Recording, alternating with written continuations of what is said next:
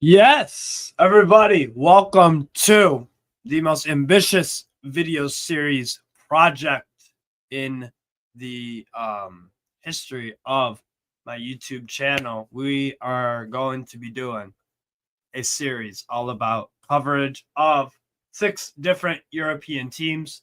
If I make this slightly smaller, actually, that looks terrible to be honest. I'll just leave it at that.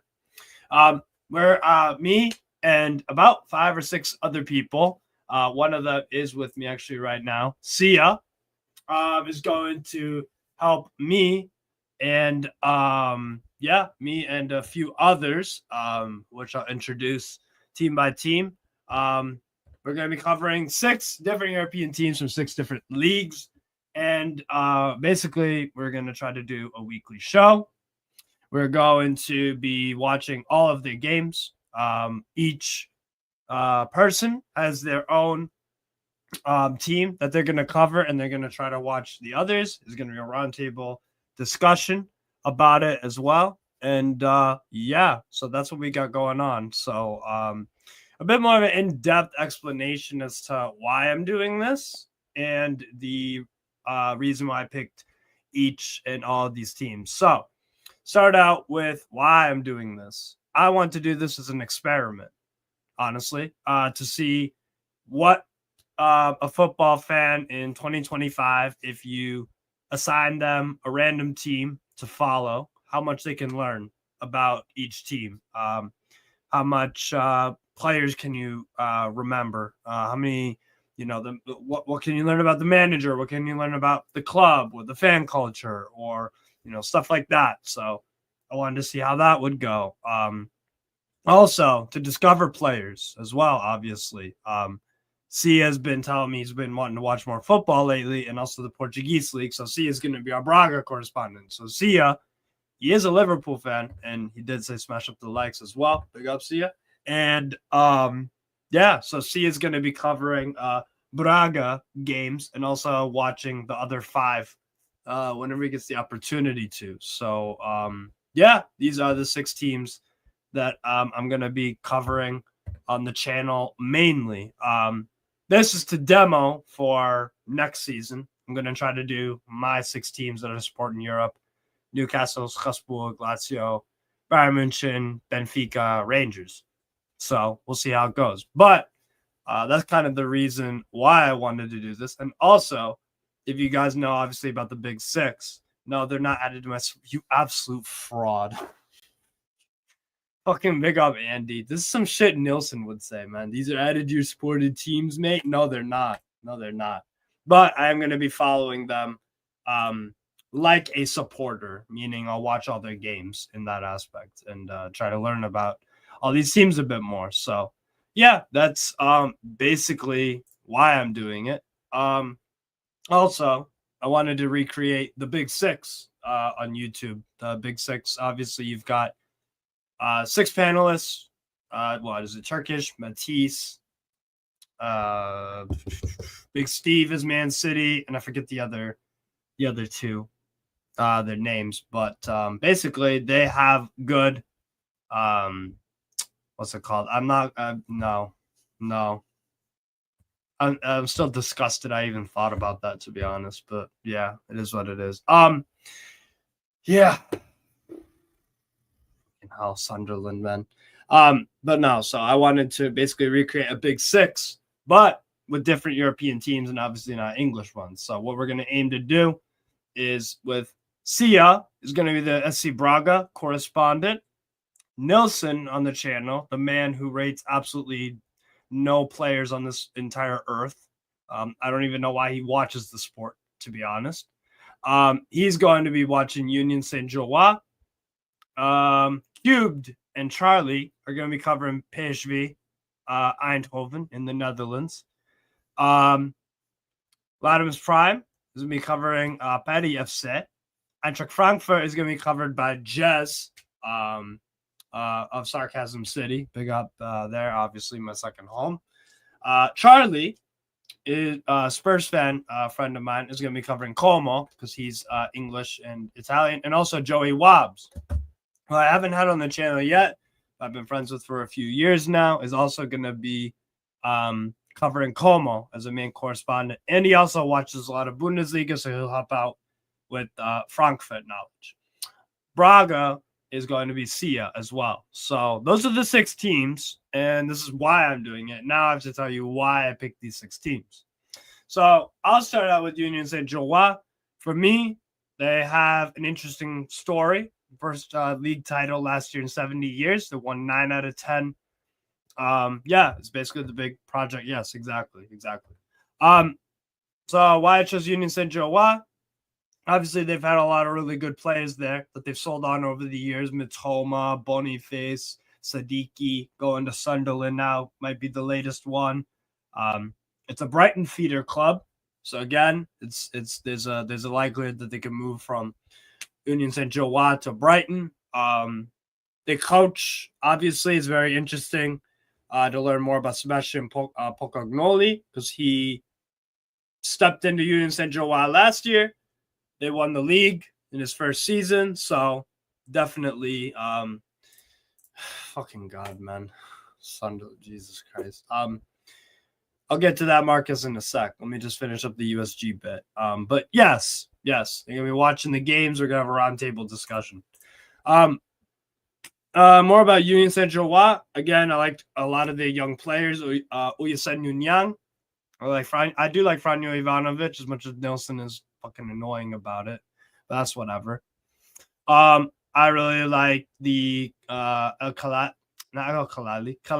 the Israeli right wing back, and overall the way they play is really it's fun to watch. It's what is it, 3-5-2, and wing backs push up like Niang is one of the players definitely to look out for Union Saint-Gilloise this upcoming season.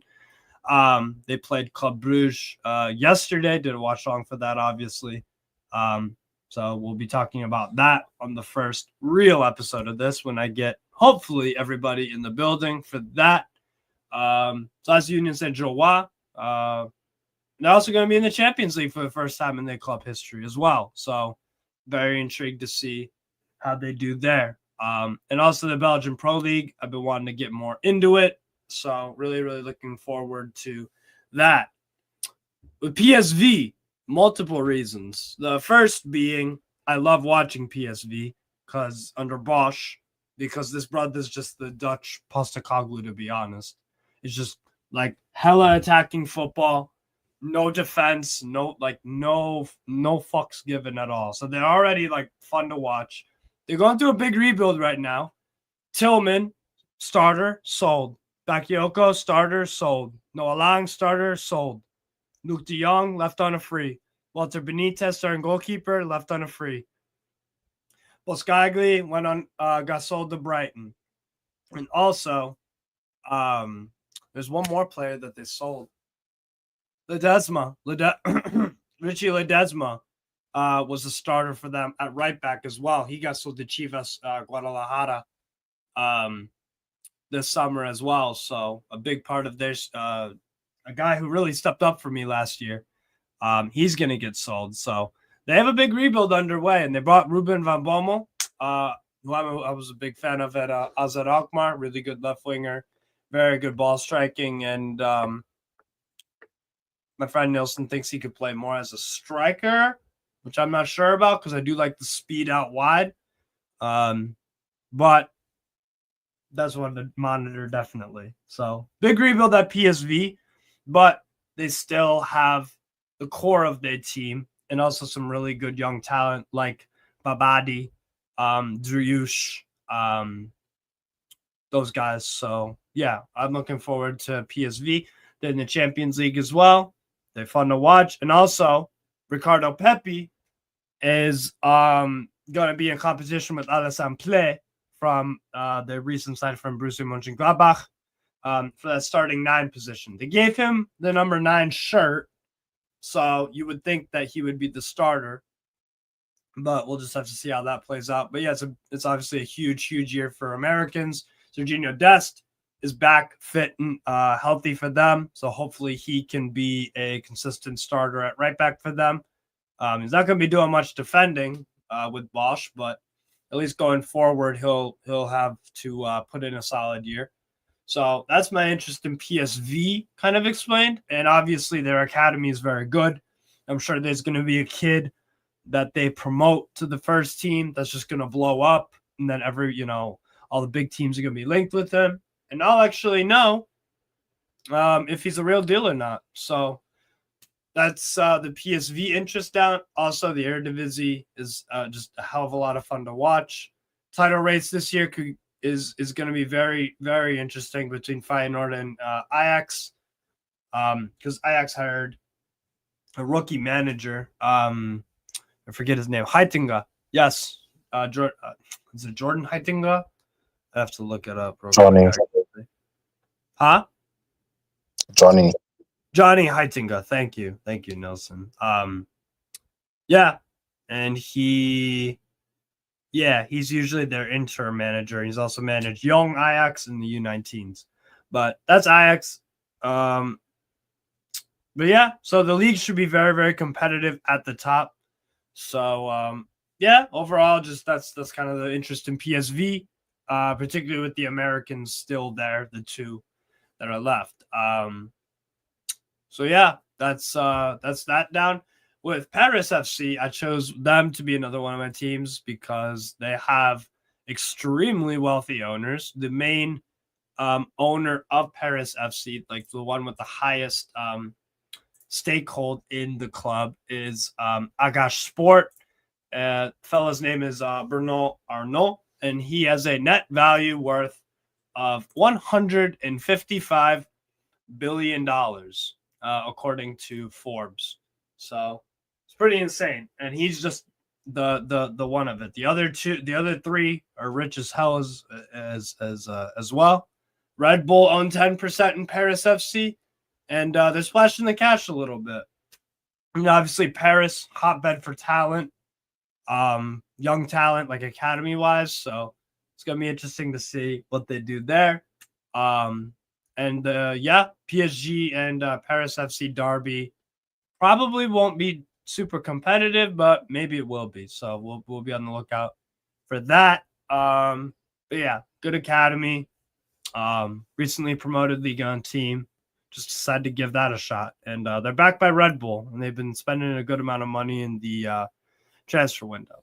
Eintracht Frankfurt, I picked them because, well, to be honest, every single year, I swear to God, and see you can back me up on this. I swear to God, with Eintracht Frankfurt, every single year they have a striker that blows up that everybody wants.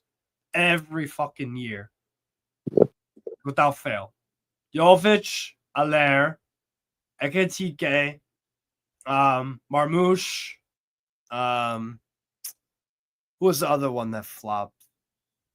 There's another one. Colomwani, I think. Colomwani. There you go. So they clearly have something going on there that I want. And obviously, I've been watching Frankfurt for years, but I really want to figure this out because they've had different managers since I've been watching them, but they always have a striker that produces. Even like Rafael Borre Santos was like good for them. He's not good. So it's hella confusing. So I'm trying to figure that out. They signed Jonathan Burkhardt. They have Batshuayi still there, and they have El Wahi. So one of them is gonna blow up and score 25 goals. I would put my money on Burkhardt, the recent signing from Mainz. I also like a lot of their young talent. They pick up a lot of good young French players.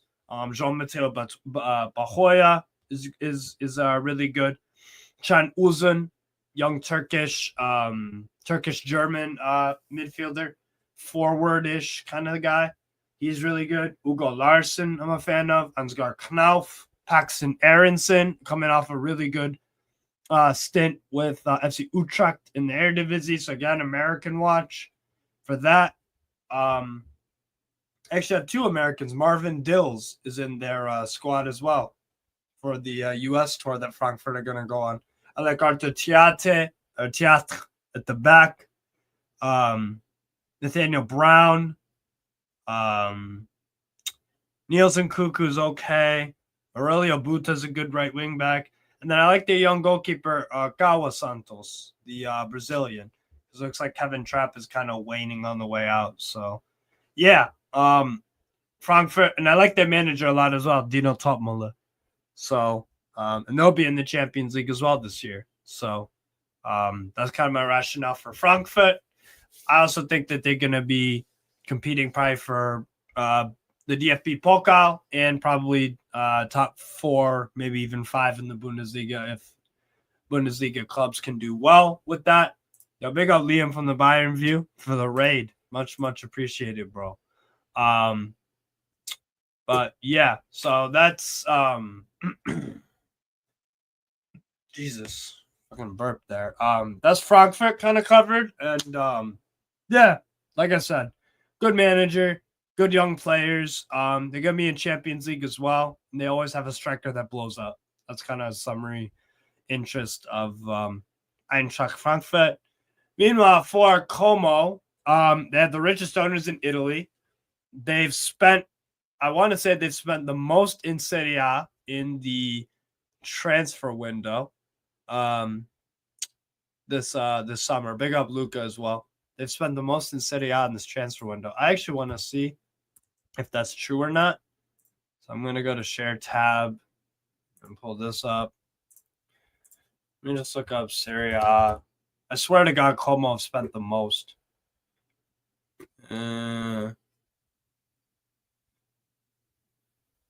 Let's see. Transfer overview. Let's go to... Actually, Napoli have spent a lot. So you got Napoli with 74 million. They're looking like title favorites again.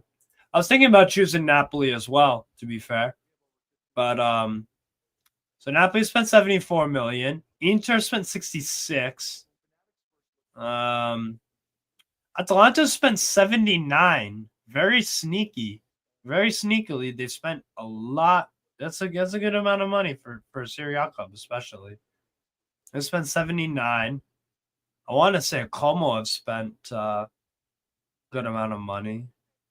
Juventus, they made, I mean, this is a shot. This is 2 shocking signings right there. Nico Gonzalez and Lloyd Kelly.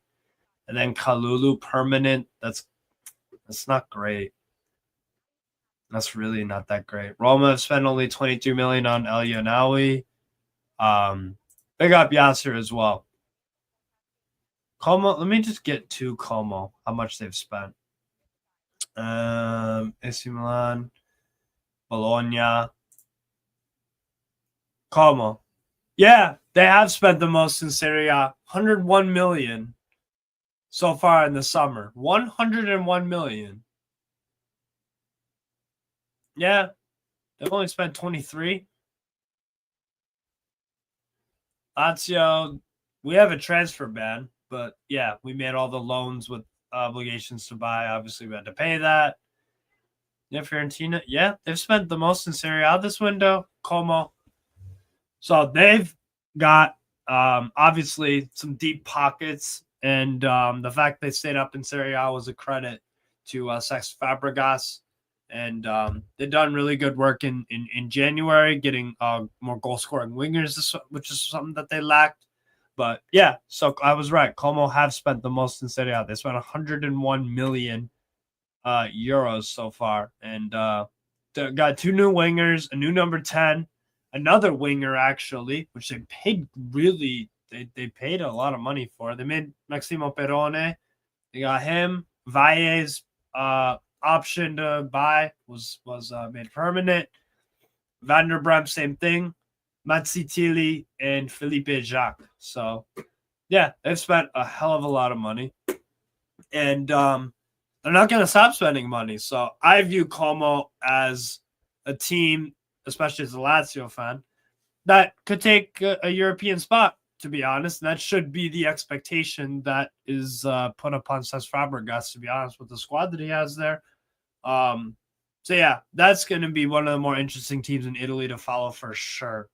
But yeah, Nico Paz obviously is a really interesting young player. Assane Diao, Van der Bremt, I liked a lot. Right back, Felipe Jacques. So they've got quite a few. Obviously, not Leone, that's fucking Parma. But so yeah, Como, very very interesting team. I like Cesc Fabregas a lot. I like the football he plays, his adaptability, the way he speaks in press conferences and stuff. He's very relaxed and laid back. So I thought, yeah, Como, good team to watch. Spending money, things are happening there. It's very Atalanta-esque, what they're doing, but with money. That's the interesting part about it. And so they probably need to get Europe, some kind of Europe, to be honest, if they're spending that kind of bread just financially. So that's why I chose Como. And then finally, Sia is going to be covering SC Braga of Portugal. Now, they have a really, really good academy. Porto are not in a great state at all. They've spent a bit of money in this transfer window, Porto, but they're poorly run. They don't really have too much talent. They did scam Feyenoord for 10 million bucks for Gonzalo Borges, so I'll give them credit there, but he really did nothing for them, to be honest. They have Samu, but I don't rate Diogo Costa, and looks like he might be leaving for Manchester City anyways. I think Braga, if the new manager Carlos Carlos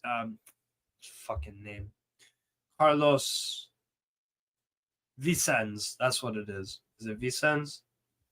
Braga Vicens. There we go.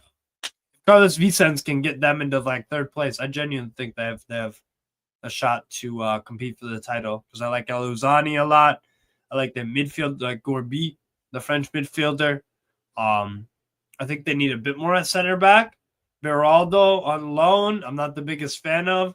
It's gonna be interesting to see what the it's gonna be interesting to see what Beraldo does for Braga on loan from PSG.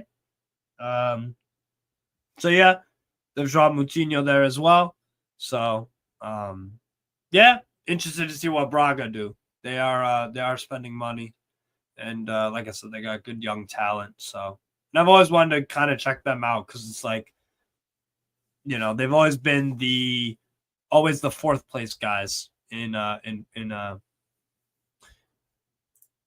Moscardo. No, I'm talking about I'm talking about Beraldo. Lucas Beraldo. He got sent on loan to Braga. See?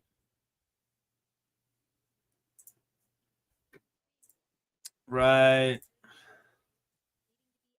No. I don't know why that isn't updating yet. Wait. What? Oh, shit. Moscardo. Oh, my God. Yo, I mixed up the you're right. It is Moscardo, not Beraldo. Oh, my God. Yeah, you're right, man. How the fuck did I screw that up? Whatever. Yeah, Moscardo. I don't really rate him either, though, to be honest. But yeah, Beraldo. Lagerbilk, that's an interesting signing. I don't know why they signed Belarus, though, to be honest. Like, I'll take the 300,000. He's rubbish, to be honest. So yeah, gonna be interesting. Yeah, Moscardo. So yeah, Hornacek is a good goalkeeper. That's the next thing I'll do. I'll go through the squads of all these teams and tell you what I initially make of them. I like Siku Nikate and Bright Ari MB. He was a good signing. So he's been a good signing so far from Hannover 96 in the German second tier. Paulo Oliveira, old as fuck, not really too mobile, not really his biggest fan. Bambu's a decent backup. That's why I think they should probably get in another center back. This kid's injured. Chisumba, young Portuguese Mozambique left back. I'll have to check him out. They just bought a left back, though. Leonardo Lelo. Oh, wow, they might get Hussein Basic. That's a rumor. Tyler Morton as well. Wow. Mateus, Roberto Fernandez. Interesting. So yeah, Braga having some interesting rumors. Let's see. So yeah, we're gonna see how Moscardo does. Gibril Sumare got promoted from the Braga B team. Andre Horta, that's a throwback name, bro. That's a hell of a throwback name. He just got back on loan. This kid Mario Dorgalej, I've heard really good things about. Like I said, Gorby, definitely one of their standout players. Jean Moutinho still kicking it at 38. Ismail Garbi is okay. It's okay. Roger Fernandez is definitely the player to focus on this season upcoming for Braga. He's been linked with the big three clubs in Portugal.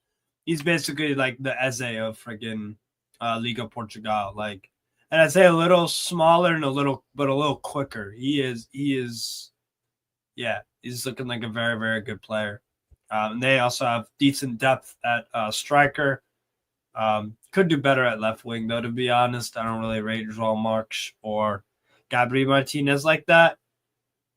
But Elu Utsani, that's a really good player. And Banza as well. He went on loan to Trabzonspor for whatever reason. I think he fell out with the old manager. That's Braga's team. So, yeah, to look out from Braga for this upcoming season, I'm going to be looking particularly that their best player is going to either be Roger Fernandes or Ricardo Horta or Gorby. The new signing I'm interested in the most is probably Mario Dorgalej in center midfield because I think he fits them very, very well. Young, energetic, athletic, like pace for days, like good ball carrier. So I'm excited to see what Dorgalej does there. Now, next team that we can go look at this squad of real quick. Actually, no. I'll wrap up with this about Braga. If I'm Braga with a new manager, they have Europa League qualifiers. They have to go through second round. And then if they win that, they go third round and then playoff round. So they got a long way to go to get to Europe. Just get into one of the European competitions, either the Europa League or the Conference League. If they get into the Conference League, depending on who else makes the Conference League, because it's not a guarantee that anyone makes it. You have to Jesus. You have to go through qualifiers and stuff like that. Or sorry, you have to go through a playoff round to even get into the group stage. No one's guaranteed of a group stage in the Conference League. Yeah, so if I'm Braga and they end up in the Conference League, I'd expect them to win it. Goals for the Europa League is to probably get about to the quarterfinals. That's where I think they'll end up. If they make the Conference League, then I would say they should make the semifinal probably bare minimum. Considering just who's in the squad. Again, I have no idea about Carlos Vicens, but he's got Man City U18s on his resume or some shit like that. He's never managed in professional football, so interesting appointment for a club that's had 4 managers in the past 15 months. So yeah, that's what I would say for Braga. Try to go all out for the cups and finish, I would say, on the league. Try to get third place because Porto are in a weeks. They're very weak right now. So that's what I would expect out of Braga, to be honest. In terms of Union Saint-Gilloise, that's the next squad we'll go over, and that's the easiest one to kind of discuss because I just watched them play. But Union Saint-Gilloise and their squad, so they got rid of Anthony Morris, the old Luxembourgish goalkeeper, and they promoted up Vic Chambare, who had a mixed debut, I would say, against Club Brugge. Made some really good saves, but maybe needs to work on commanding his area a bit, but wasn't terrible. It was a decent debut. But on the goal, he did get the second Club Brugge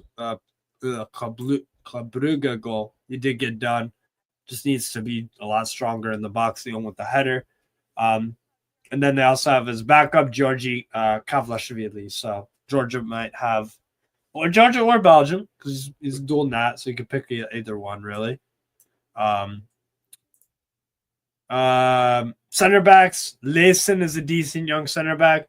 Burgess, long time veteran there, a bit shaky with his decision making. Sometimes his touch gets him into trouble.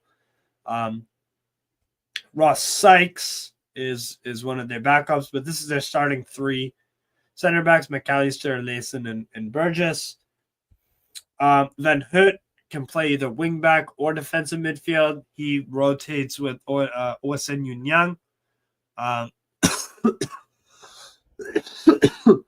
They brought in Adam Zorgan and Amani as well. Amani went on loan.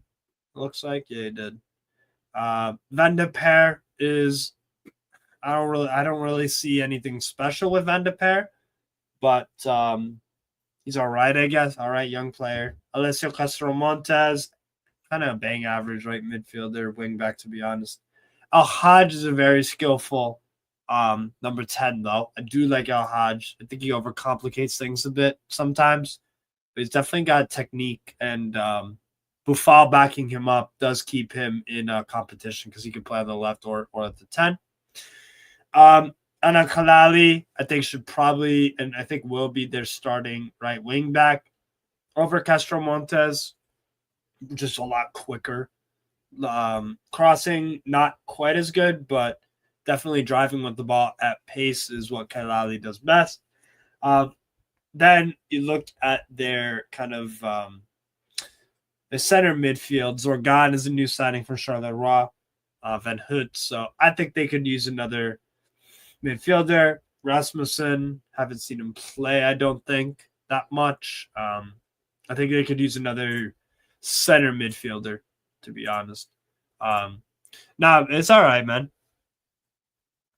Nah, it's all good. See ya. I hope everything's good with your neighbors. But anyways, then you look at the forwards, because Club Brugge, they play 3-5-2, or sorry, 3-4-1-2, because you have the 10. Franjo Ivanovic, this is definitely the player to watch from Club Brugge, in my opinion. Stocky, short, but a bully, and technically very good. Does a lot of nice link-up work on the – you can drop back or drift wide right. Really, really promising young up-and-coming striker. And Croatia have called him up a few times, and I think he can be someone in the 2026 World Cup that isn't the starter over an Andre Kramaric. But I do think he what's it called? I do think he can compete with Kramaric for that striker spot. He'll maybe get a start or two for Croatia in the club in the World Cup next summer. Definitely think that could be something. And then by the Euro 2028, he should be their starting striker and be at a top European club. To be honest, that's where I project Franjo Ivanovic to kind of be at. So definitely the guy to keep an eye on. Promise David is another one where I think if Canada keep up with the two up top with Jonathan David and Promise David, I think Promise David, he has to do it now. I still think you can make an argument for Kramaric why he should still be starting for Croatia at the 2026 World Cup, given his current level still. I don't think you could say that Promise David is not one of the two best Canadian strikers out there compared to a Kyle Larin, to be honest. So Promise David needs to have another really good season like he did last year. So definitely another player to look out for. Made a good impact the other day against Club Brugge. Kevin Rodriguez, not a fan of. I think he should be the one on the bench, but Pocognoli does like to start Kevin Rodriguez a lot, and it seems like that's because of his defensive work. He does win a lot of headers and whatnot. Mark Geiger, don't know too much about him. And Mohamed Fusiini is another one of the center forwards. He's Ghanaian. And then this brother, Christian Makate, 22 years old from Equatorial Guinea. He got promoted from the U23s. Fair enough. And they also have Raul Floruch. So they do have a lot of forwards here. Be interested to see how they manage that. So yeah, there's Union Saint-Gilloise and their squad. We'll go next to Eintracht Frankfurt, and I can break down who I really like from there. Actually, wait, no, because I forgot to. All right. Oh yeah. Yep. The what's it called? Teams that are involved. Yeah. Okay. So Union Saint-Gilloise, in terms of their what competitions they're in this year, they're gonna be in the Belgian Cup. They should be second favorites, in my opinion, to Club Brugge for the Jupiler Pro League title, because I think they have arguably the second best squad. A lot of that is because of the forwards, and also in the wide areas, they do have a lot of options. They can put Van Houte out wide there. And they are the defending champions, but I do think Club Brugge, despite losing a few players, I do think they've strengthened well, and they've kept Christos Zolis. They did lose Jukla, but they did sign Nicolo Tresoldi. So I would say for expectations for Union Saint-Gilloise would be you need to win one of the two domestic honors in Belgium. You need to win either the league or the cup. Obviously, you'd prefer the league, but compete for both of them. That's what you need to do domestically. And in terms of the Champions League, if you can get into the top 24, you've done well. They did all right last year in Europe. I do think they collapsed a bit versus Ajax, because they at one point were in full control of that tie, and some poor decision making, some lack of finishing cost them, definitely. But that's what I would expect out of Union Saint-Gilloise. So similar to Braga, but on a higher level, where I think Union Saint-Gilloise should be challenging for the title. Whereas with Braga, I don't think they're there quite yet, but they do have a very promising squad with a lot of good young up-and-coming names. But like I said, the player to watch for me is going to be Franjo Ivanovic and Uesanyu Niang, probably. That's who I really like from Union Saint-Gilloise or USG. So that's Union Saint-Gilloise covered. Now, in terms of Eintracht Frankfurt, who do I really like from this team? Break it down position by position. So Carlos Santos is injured right now. Kevin Trapp is the club captain. Trapp will play in the preseason, or maybe even Jens Graal. They're set in the goalkeeper position. I do think Carlos Santos is a promising young goalkeeper, but he has made some silly errors at times. But the Teat, for me, is their out-and-out best defender and probably best ball carrier out of those as well. Almeida's okay. Amenda's okay. Chucha is decent, but again, a bit error-prone. Nathaniel Brown, I wish he chose the U.S. over Germany. We could use some competition for Anthony Robinson at left back. Niels Nkuku, kind of disappointing, to be honest. He's going to go with preseason for them, but I'm thinking that he might leave, maybe be a squad player for them. The link with McAtee. Ekitike Al-Quadsa. Who's making this shit up? And Al-Hilal? Who's making this shit up? Natural Fatty might go to Westerlo. Matanovic. Yusuf Ekchicek. That would be a good... I think they could use someone like Ekchicek, to be honest. Yeah, that'd be a good signing. Ugo Larson to Fiorentina. No way. Why is that Ekitike rumor of Arsenal, Man United? Ivanovic to Frankfurt would be interesting.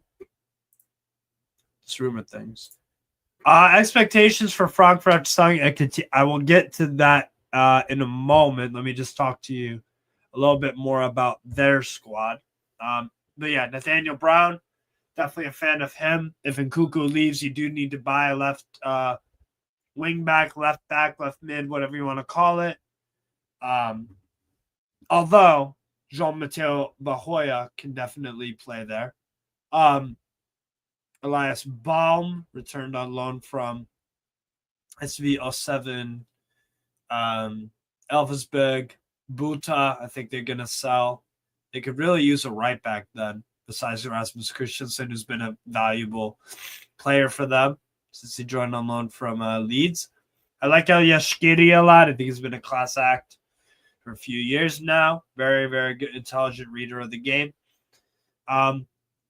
This is where it gets really exciting in terms of Paxton Harrison, Ugo Larson, Dina Bimbe, Uzun.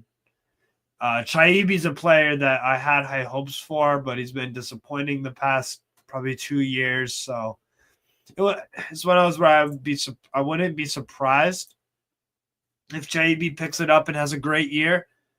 He's going to have to step up, to be honest, but he hasn't really done it like that. I think the breakout player this year for Frankfurt would be you'd say Can Uzun, to be honest. I like Jean-Mateo Bahoya a lot. I like Ansgar Knauf. I really like Knauf. Ekitike is obviously going to be sold to Liverpool. That's a fantastic purchase from Liverpool, in my opinion. Maybe a little bit expensive, but I think he's got the talent to be worth it. Jonathan Burkhardt, German striker. And they've got Batshuayi and Elawahi, who can also play on the right 10. I like Wahi. I think he's talented. Just not really sure what's going on. He's just kind of an inconsistent player.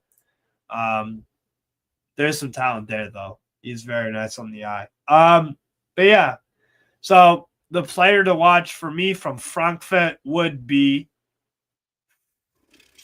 they've got a few. I mean, Mario Götze is still balling out there for Frankfurt, in my opinion. Can Uzun is a good pick to be the player to watch. Same with Paxton Aronson. You could say Ugo Larson as well. I'll go Jonathan Burkhardt because I do think he'll have a big season for them. So I'll go Burkhardt would probably be the player to watch. Now moving on to my expectations for Eintracht.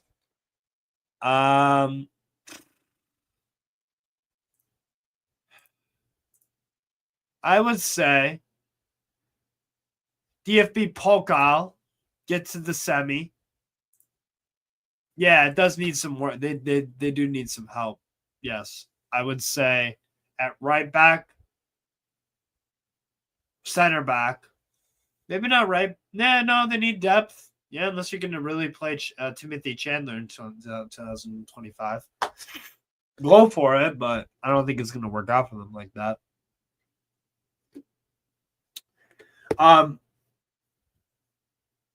Expectations for them. Champions League, get to the top 24, see what happens, roll the dice.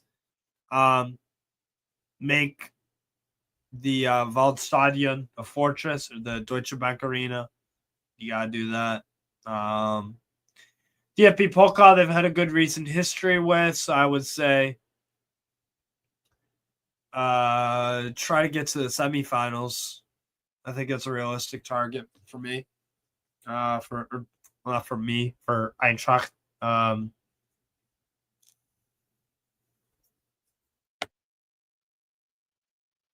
So yeah, DFB Pokal semifinals, Champions League, getting to the top 24, by hook or by crook.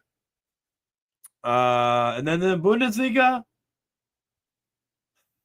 Topmüller is a good manager. Losing Ekitike will be a big drop off. If they sell Larson as well, then they're going to need to buy another one. They need center back help. I would say fifth. Excuse me. Try to get Try and get fifth. That would probably be my expectation for them. But if Topmuller does better than that, then I'd be a bit surprised. But I think they've replaced Burkhardt pretty well. Or sorry, they replaced Ekitike pretty well with Burkhardt. So we'll see. Different profile, definitely, of a striker. Different kind of striker, definitely. But yeah. Frankfurt do have a bad habit, though, in the Pokal of sometimes losing to minnow teams. So they play in FL Enga's 07. So, don't lose to them. They've lost to some pretty crappy teams over the years, to be honest, in the early Pokal rounds. Yeah, that's what I would expect out of Frankfurt. But it's gonna be interesting to see how they reinvest the money from Ekitike sell. So we'll see how that goes. Next team I will show you the squad of and the expectations is Paris FC. First season in Liga in quite a long time. I didn't watch too much of them last year, but I have an all right baseline knowledge of them. Obed in Cambadio, I think he's a decent young goalkeeper that could definitely emerge in Liga.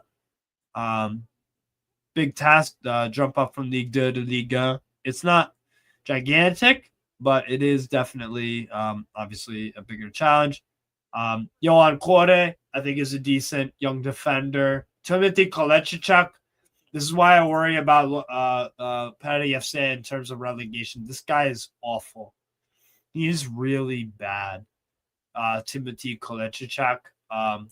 He's been a part of too many shitty teams in his career. He's clumsy. He's bad decision making. Like, he cannot start for them, otherwise they'll be relegated. He's terrible.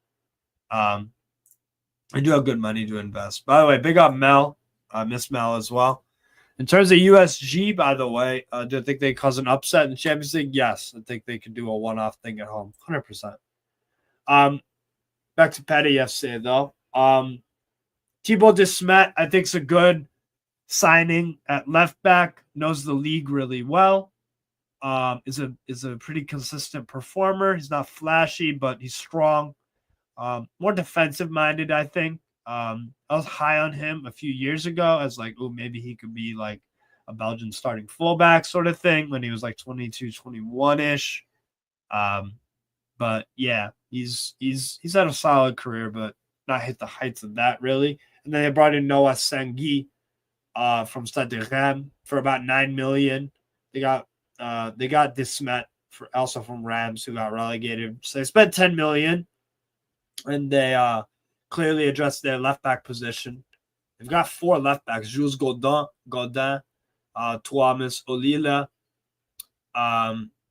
They have 2 right backs: Sofiane Alacouche and Matisse Tourian. Neither of them names really are too familiar with me. Maxime Lopez is a decent player. He's been kind of hopping around. He was a promising young player about 5 or so years ago. Actually, longer than that. He had his breakout year when Olympique de Marseille went to the Europa League final in 17-18. By the way, speaking of the rumor mill again, if they can get Benjamin Andre, you do it all day, every day. He'll keep you in Liga. If you start him with Maxime Lopez in that 4-2-2 that they play. Marchetti, I think, is more of a Ligue 2 level midfielder, so I worry about him. Doucet, I've heard some good things about. Cabal, I think, had a good year for them last year. Moises Simon, another signing that Paris FC made, this time from FC Nantes for about $7 million. So they've spent about $17 million right away. Mathieu Cafaro as well, good signing. I don't think Saint-Etienne should have got rid of him. I don't think their fortunes would have changed in terms of them staying up in the league last year, because I think that Saint-Etienne team lacked a lot. But Mathieu Cafaro was not the problem last year at Saint-Etienne, so I don't know why they got rid of him. It must have been like a demanding transfer thing. But yeah, Cafaro has got that low center of gravity. He's smart. He's technically good passer. Like, he's a decent little player. And I think if Paris FC managed to stay up, Cafaro is going to be a big part of that. And also Moses Simon. And but here's my biggest problem with Paris FC in terms of their squad is they need to get a higher caliber striker. They were linked with Jagiellonia striker Afamiku Pululu. I think they should go all out for that. I think it was about 7 or 8 million euro fee. I would go and do that because I don't think Jean-Philippe Crasso is going to have the year he did last year. And Pierre-Yves Hamel is one of the most average strikers I've seen in my life. Bang average. Not good. Not that good. So yeah, expectations though. So they'll be in Liga, obviously. And the goal is to survive somehow. Somehow. Do I see it? No, because they have Timothy Kolechichak. And in Cambadio, there's an error in him once in a while. I kind of agree with this. It'd be a miracle if they stay up. So they need to start out of the gates very, very quickly. But they have, Angers away is not a terrible start. Olympique de Marseille away, you're probably going to get bopped. I can't lie. Because Marseille usually start out their season pretty well. The first, up until they get about in the quarter of the season in, then they have a horrible result against somebody. But yeah, they're going to steamroll Paris FC, unfortunately for them. They host Metz, and I hope they definitely beat Metz there. So it's not a horrific start to the season. You're playing teams that have been in Europe recently. Strasbourg, we're going to be in Europe next year. We'll have the chance to qualify for the Conference League through the playoff round. Saint-Bréstois were in the Champions League last year. They do have a lot of their squads still. Metz, they're rubbish, but they have made some interesting signings, I must admit. Olympique de Marseille, loss. They've obviously been in Europe recently. They're going to be in Champions League this year. Angers, yeah, not in Europe. But out of your first 5 games, 3 of them have been in Europe. Nice are going to have the chance to be in Europe as well. Lorient, recently promoted. Got to get points there. Lens, recently in Europe. Nantes, recently in Europe. Although the Nantes one was like 3 years ago, but you catch my drift. So in terms of Liga, just survive. If you can avoid relegation, they've done well, to be honest. I think I can't lie. I think Olympique de Marseille will have a good season. I can't lie. A team to watch out for, and Monaco a team to watch out for. I agree with you. I agree. I wanted to do one of them or Lille, because they're definitely going through a very notable squad kind of what's it called, rebuild. But decided to mix it up and go with a team that I didn't watch very much. So going Paris FC. And then in terms of the Coupe de France, no real expectations for me. If they get to the quarterfinals, yeah, good for you. Good for you. That's what I'd say about Paris FC, really. So just survive in Liga, keep building. They have very, very wealthy owners, and they could be something interesting in the following years. So that's Paris FC dealt with in terms of their squad. I've gone through all of them except I've gone through Braga's squad. I've gone through Eintracht Frankfurt squad. I went through USG squad, Paris FC. I need to do PSV and then Como. So there we go. All right. PSV Eindhoven. You can make an argument that out of the 6 teams that I'm going to be covering here, that you can make an argument that PSV are arguably the strongest side out of all of these teams. it's either them or Frankfurt, to be honest. I would say there's a gap in between, but Como could be the surprise package. We'll talk about more of them in a minute. In terms of PSV Eindhoven, though, so some of their signings and departures. So yeah, that's 5 starters right there. This is 5 starters right here out the window for Andromo, backup goalkeeper. Kovar loan. Oh yeah, they got him. Yep. So they released Lucas Perez, released Luke De Jong and Karsdorp. So that's that. Yeah, Luke De Jong's goals, they're gonna definitely miss those, but they probably needed to move on from him and promote Pepe. But I mean, look, like I said earlier, Ledesma was a starter, Benitez was a starter, Boscagli was a starter, Bakayoko was a starter, Noah Lang was a starter, and Tillman was a starter. So more than half of the starting 11 from last year gone. So this is going to be an interesting year for PSV. And so far, they've got Kylian Sadilia at right back. So he'll be competing with Serginho Dest for that spot. I think Sadilia is a lot more defensively aware than Dest. Not as good going forward, but he's definitely got an engine to him.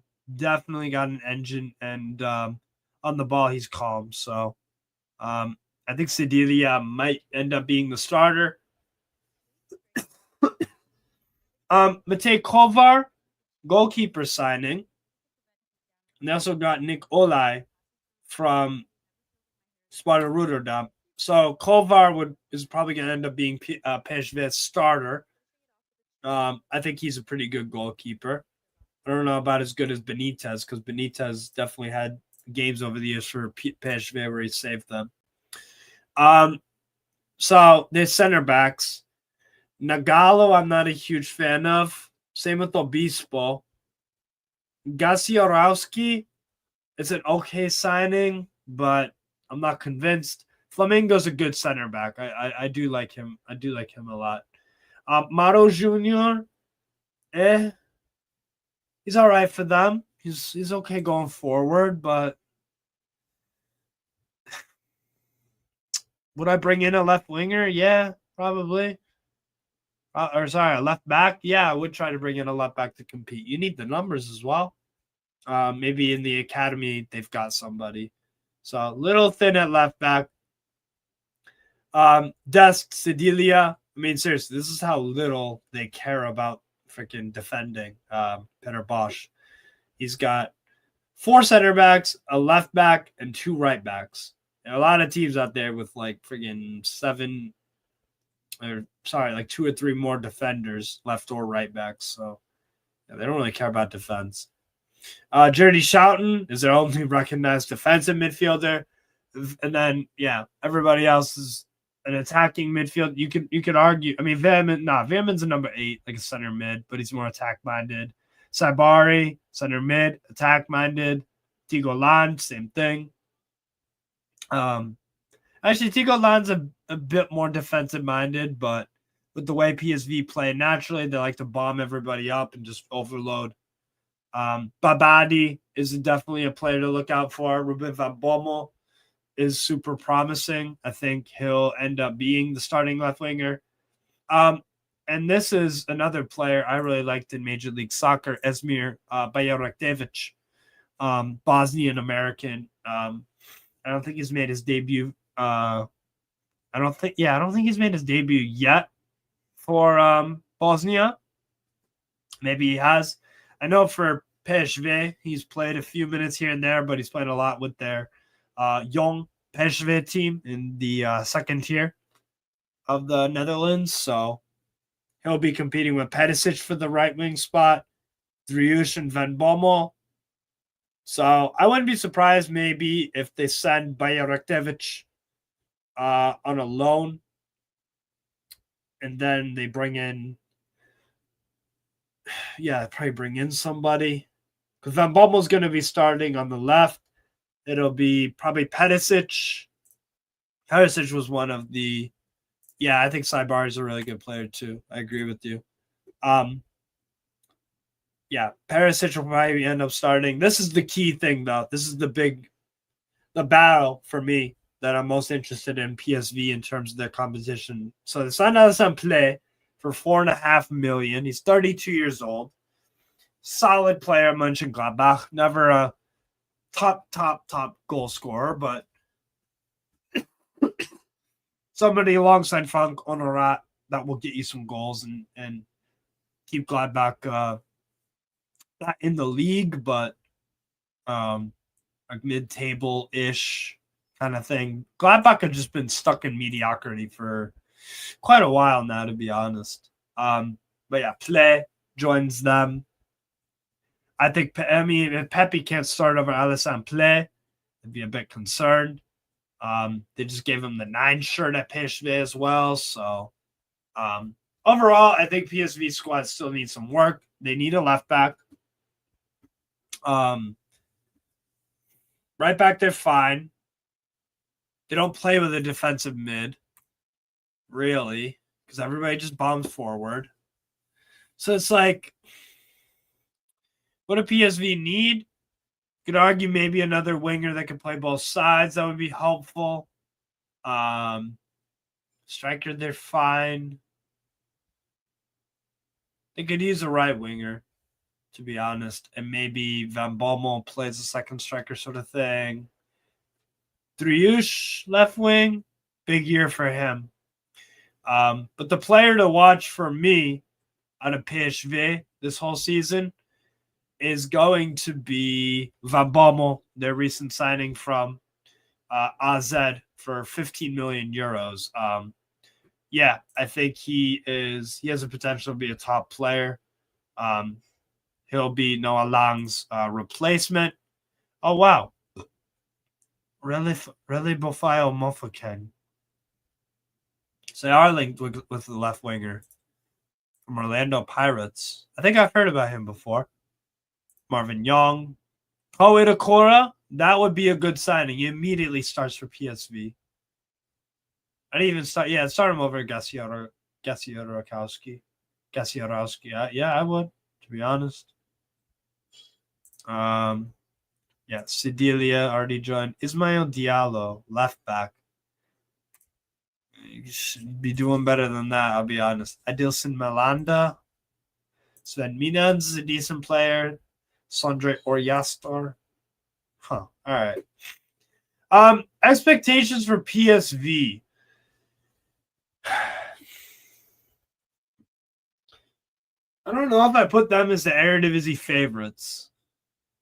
But I kind of have to, just because I still think they possess the strongest squad in the Netherlands, just depth-wise. I think they could use – actually, that's the other position they need. They do need a true Tillman replacement, unless they're going to go the formation change or just go something like that. But they looked shocking without Tillman last year for a stretch. Absolutely shocking. So, you know what? I want to look up right now odds to win Eredivisie. I'm going to guess they have it as PSV 1, Ajax 2, and Feyenoord 3. That's going to be my guess.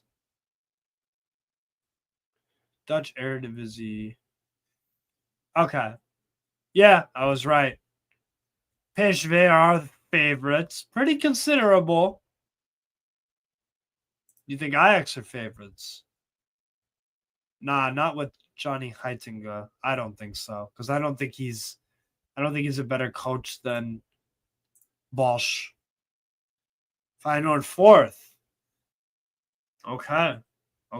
I forget Feyenoord manager because they fired Brian Linsk. Oh yeah, Van Persie.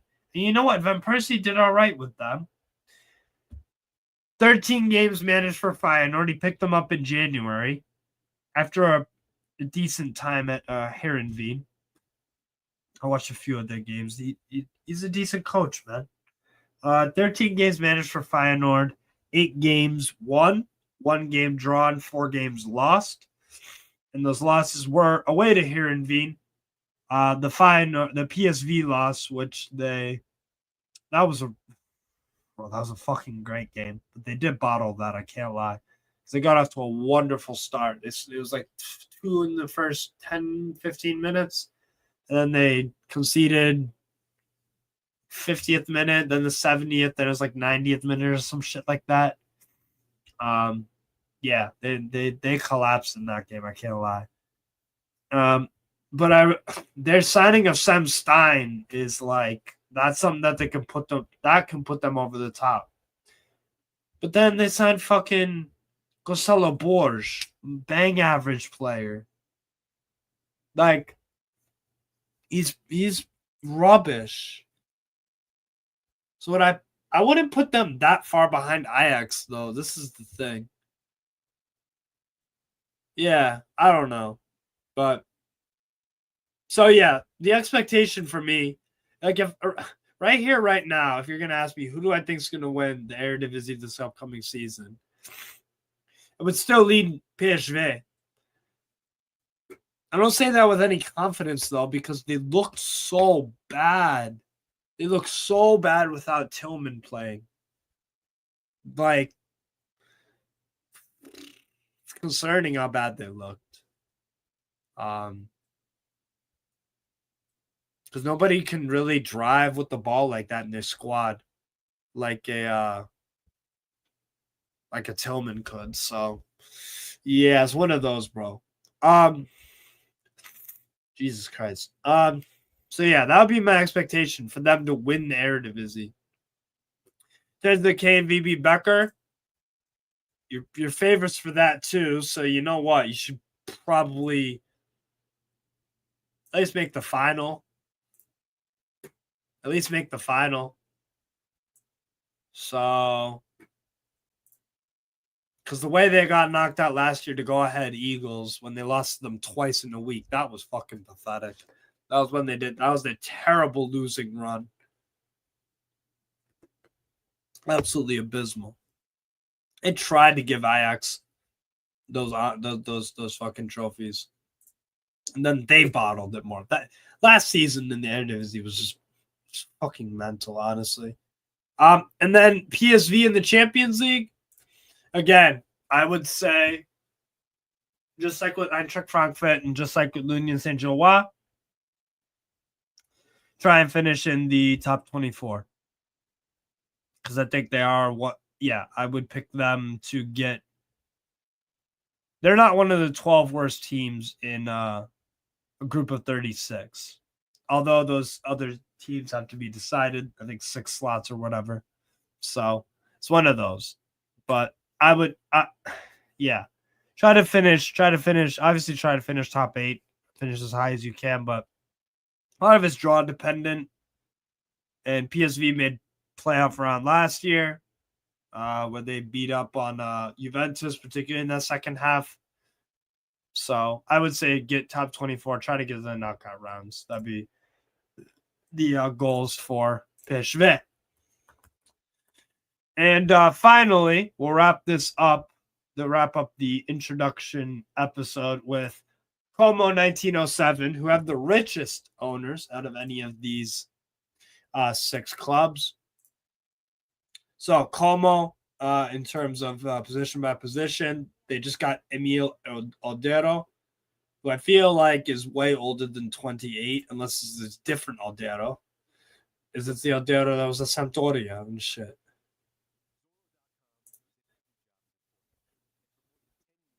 Damn, he's got 27 million in transfer. Jeez, man.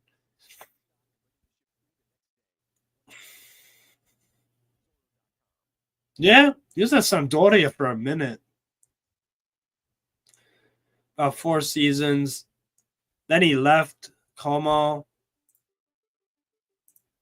I think they need a new goalkeeper. I don't really rate Jean Boutre. I don't know anything about Vigorito. Never seen him play in my life. Alberto, so goalkeeper, I think they should buy one. Personally, their center backs, Alberto Docena is actually pretty solid. Same thing with Marc-Oliver Kempf. Same with Golden Eagle, Felipe Jacques. They're looking actually decent at center back. Obviously, you can get higher level players. But I don't think a center back to me is one of their higher priorities. Philippe Jacques is definitely going to be. I think he should probably start right center back next to a what's it called? Yeah, next to Marc-Oliver Kempf. That would be what I would do personally. They also have Marco Curto. Clearly, he's going to be like sold or loaned again. But yeah, the rumor is Morata. Also rumored of Valentin Rongier. I don't think they need another center mid, to be honest. They're pretty stacked in that department. They got Sergio Roberto. They got Luca Mezzitelli. They've got Lucas Tucunha. They got Maxence Kakare. They've got so many center mids. Giuseppe Mazzaglia.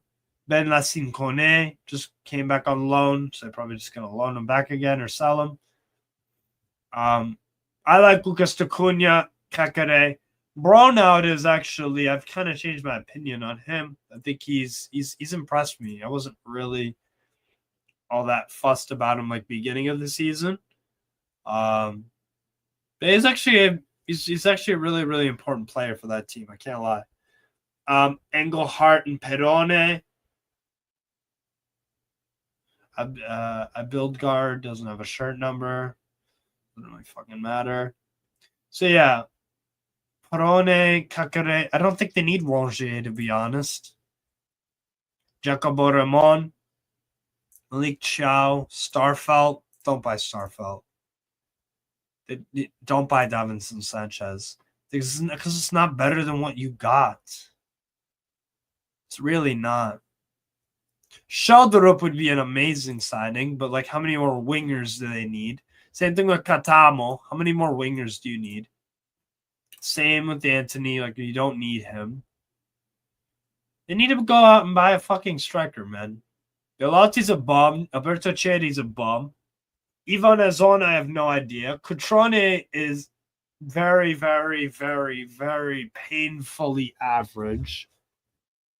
I wouldn't sign Morata if I'm calm. I wouldn't sign Morata if I'm Como, if I'm honest, Marcus. I know you're not going to care because you're a Como fan, but like, same thing with Anastasios Dubikasum. Like, it doesn't move me. So they have Liam Kerrigan that came back on that, Samuel Ballet. They got Jaden Adai. Are they gonna sell Strafezza? I wouldn't have bought Nicholas Kuhn. I can't lie. I think Strafezza's better than freaking Nicholas Kuhn. I can't lie. I think he's a decent player, but they overpaid for him. 19 million euros. I don't get that one.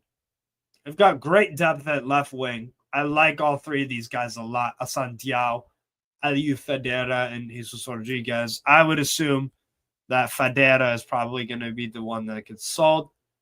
They have attacking midfield depth as well. Again, kind of pointless to sign Dele Alli. They have a squad that's big enough for Europe, but they're not in Europe. So it's kind of awkward.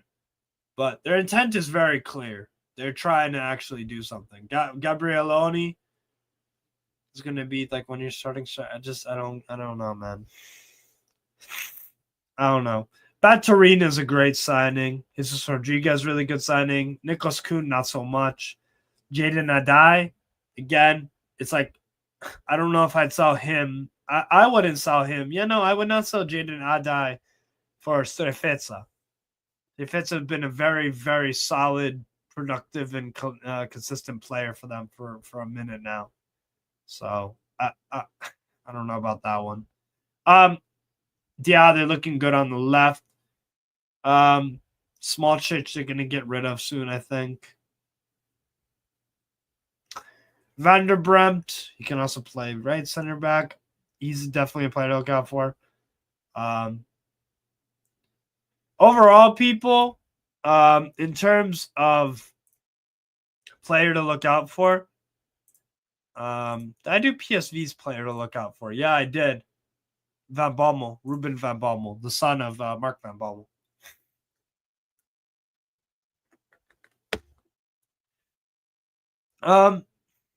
There's quite a few players you can pick from Como.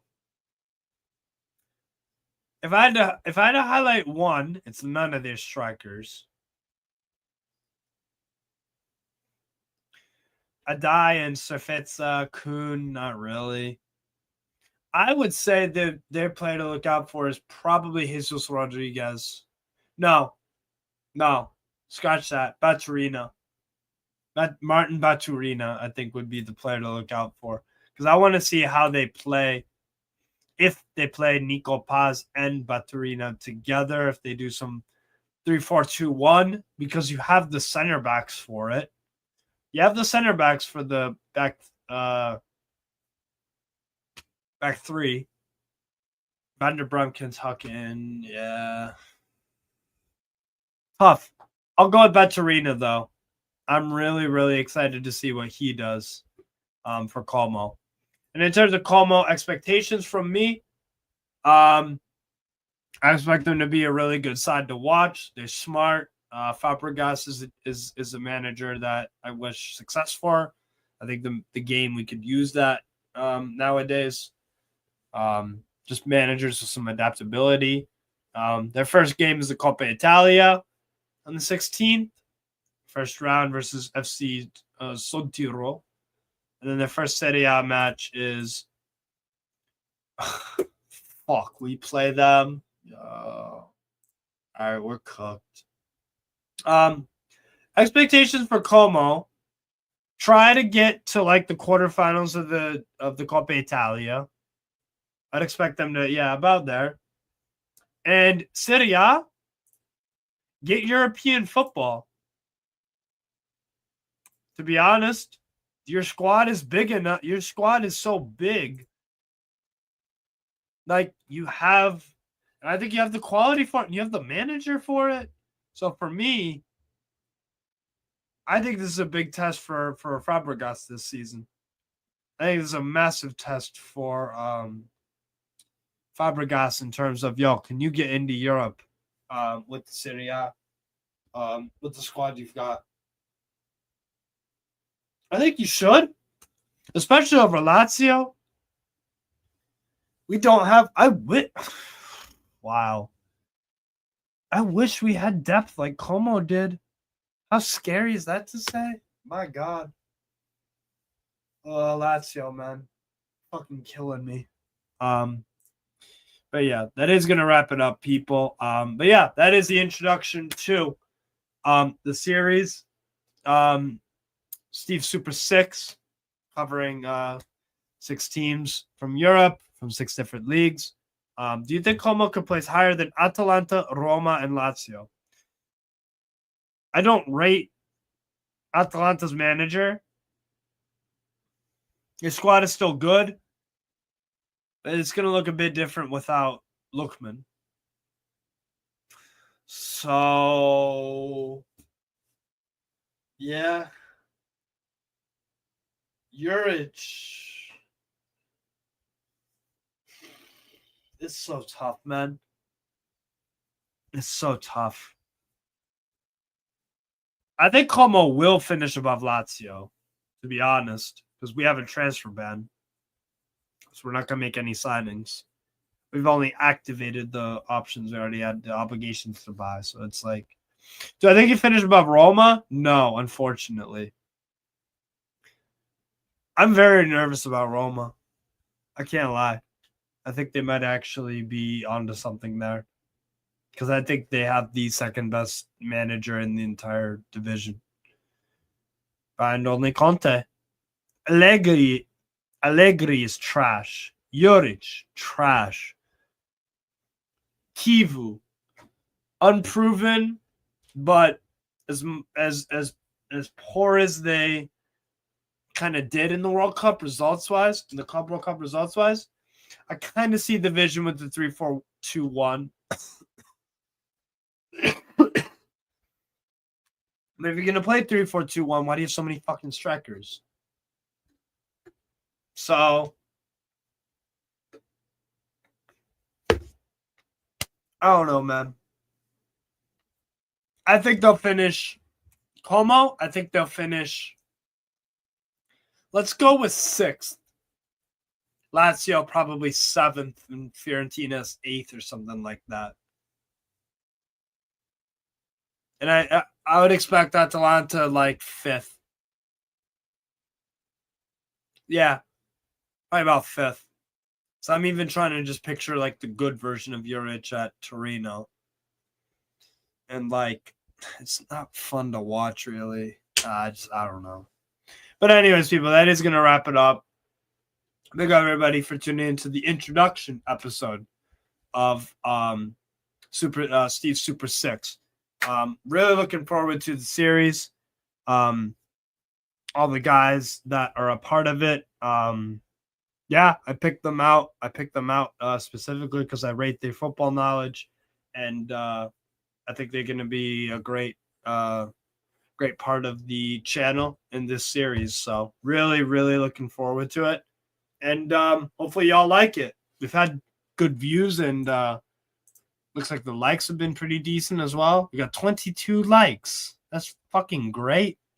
So, and also shout out Liam from the Bayern View for rating me. Much appreciated.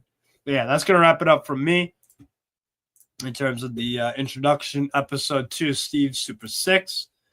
Let me see who I can redirect to. Let's go with Mike's. Yeah.